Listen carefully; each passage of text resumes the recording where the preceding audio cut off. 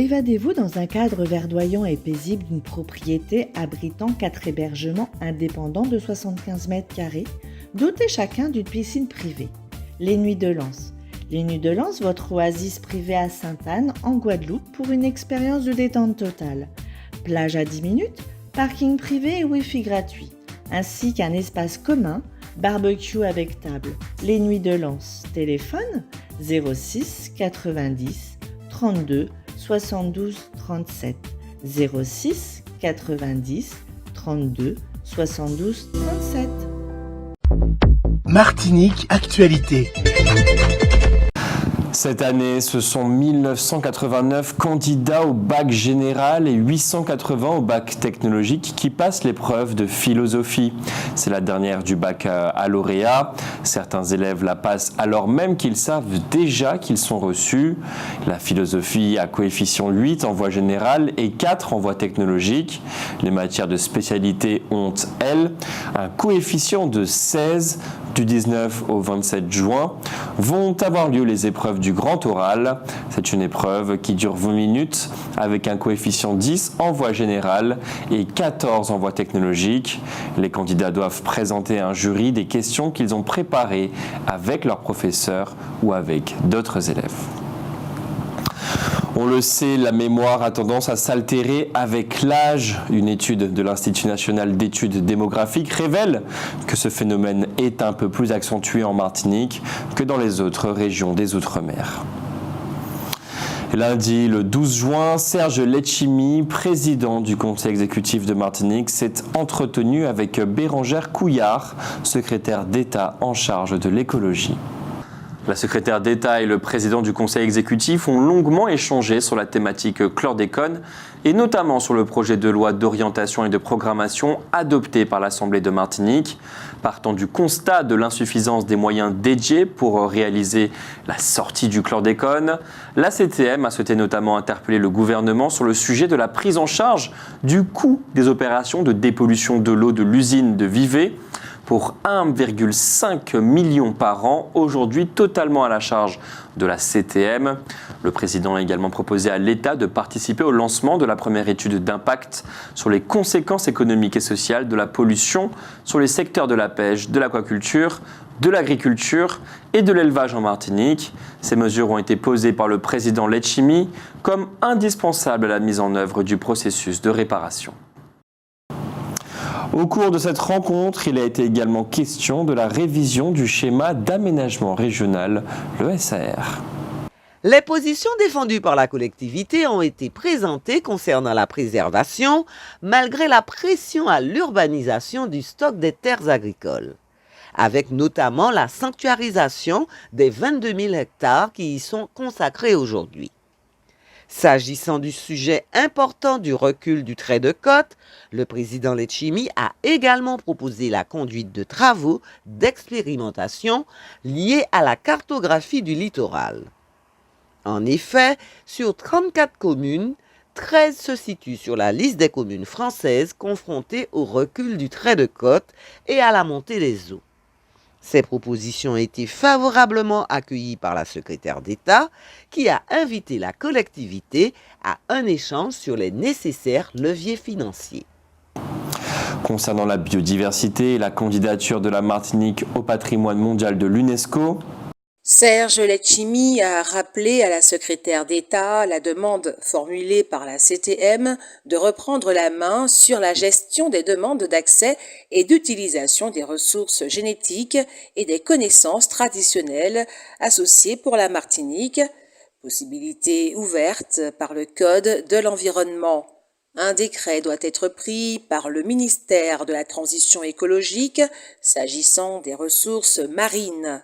Pour sa part, la secrétaire d'État a renouvelé le soutien du gouvernement à la candidature des volcans et forêts de la montagne Pelée et des Pitons du Nord au patrimoine mondial de l'UNESCO. Le président Letchimy se rendra à Paris la semaine prochaine afin de lever les dernières interrogations des États membres du Comité international en charge de l'examen de ces candidatures. Il a tenu également à réaffirmer l'importance de la réunion du CIOM.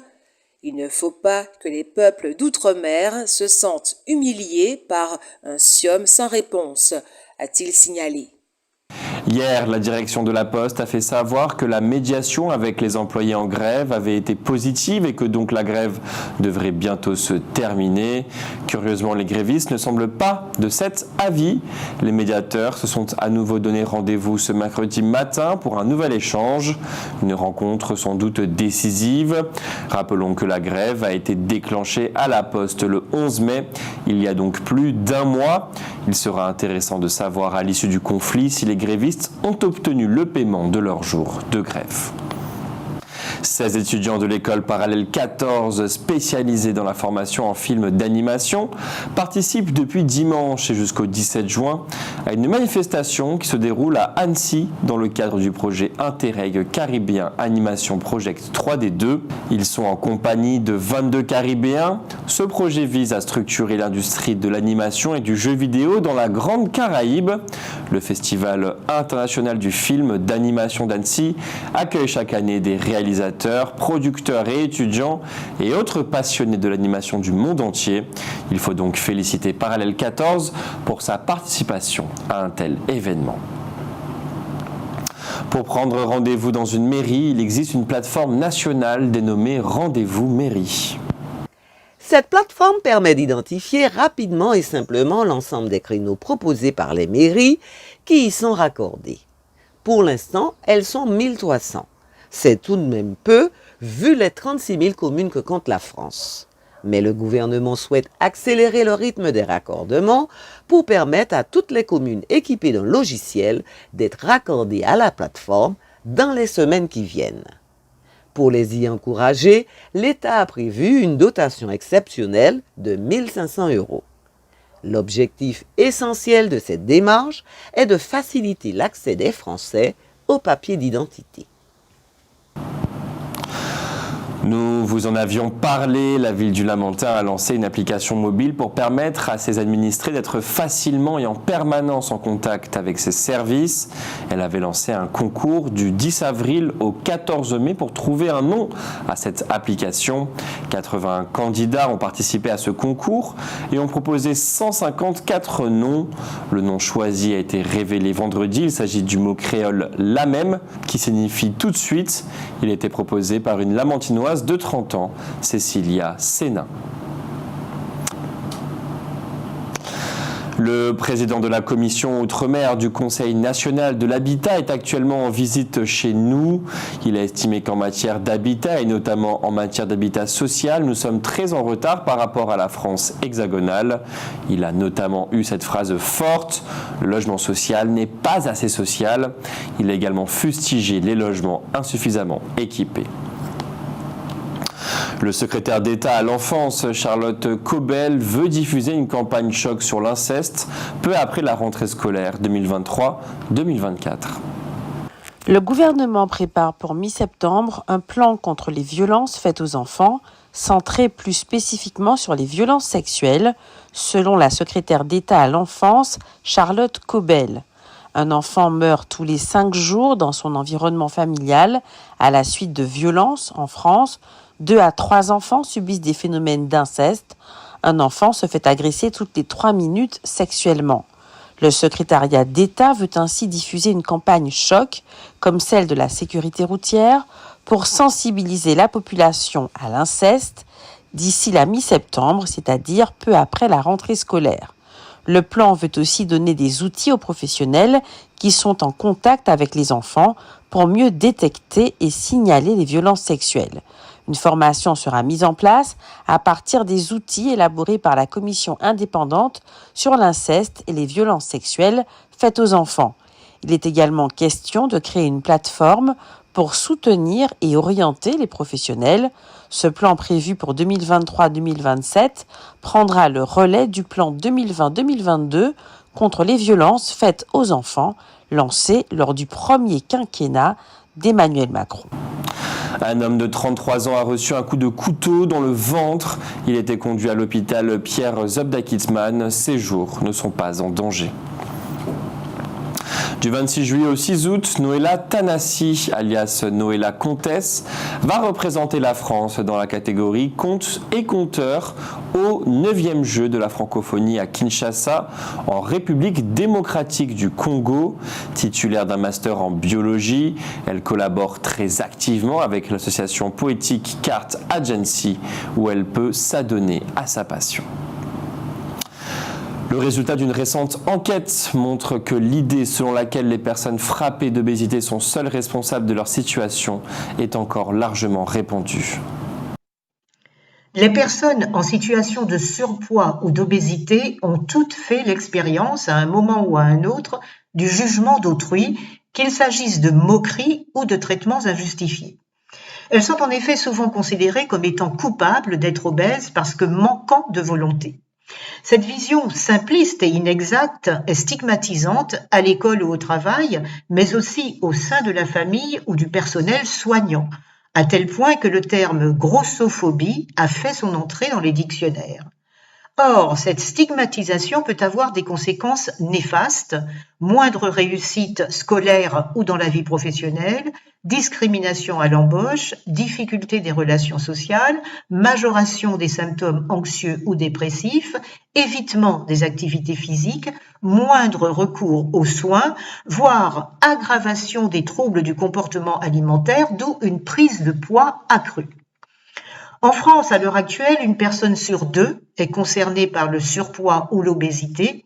17% des adultes sont obèses contre 8,5% en 1997. Pour comparaison, aux États-Unis, 42% des adultes sont en situation d'obésité. En réalité, la progression de l'obésité résulte des transformations récentes et profondes de notre manière de vivre. D'abord, il est devenu bien plus facile de se procurer des aliments et la publicité nous pousse à en consommer de plus en plus, notamment des aliments fabriqués de manière industrielle qui contiennent davantage de graisse et de sucre que les produits frais. En parallèle, l'urbanisation des modes de vie a abouti à la généralisation des transports motorisés, tandis que les activités auxquelles on s'adonne sont de moins en moins physiques. Certains auteurs n'hésitent plus à qualifier notre environnement d'obésogène. Certes, le mode d'alimentation et l'activité physique sont deux mesures préventives essentielles pour lutter contre l'obésité, et nous avons le pouvoir d'agir sur eux. Mais nous sommes également largement influencés par des facteurs sociaux et environnementaux. Ainsi, l'obésité est plus fréquente chez les personnes ayant un plus faible niveau socio-économique. Or, on sait que dans un environnement obésogène, les interventions centrées sur les personnes, les conseils nutritionnels ou les recommandations en matière d'activité physique, par exemple, sont peu efficaces à long terme. Raison pour laquelle le Programme national Nutrition Santé 2019-2023 a défini comme objectif prioritaire d'agir sur l'environnement afin de le rendre plus favorable à la santé. Les politiques mises en place doivent donc promouvoir des environnements qui faciliteront tout au long de notre vie des choix alimentaires et d'activité physique favorables à notre santé et au maintien du poids dans des limites considérées comme normales. Il s'agit par exemple d'améliorer la qualité nutritionnelle des aliments, de réguler le marketing alimentaire, de rendre financièrement plus accessibles les aliments favorables à la santé, ou encore de promouvoir des plans d'urbanisme qui encouragent la pratique de la marche et du vélo. Il faut aussi parvenir à déconstruire l'idée selon laquelle l'obésité est due à un manque de volonté et pour cela, l'éducation, mais aussi la formation des professionnels de santé ont un rôle à jouer. ONews Radio, toute l'actualité nationale et des Outre-mer.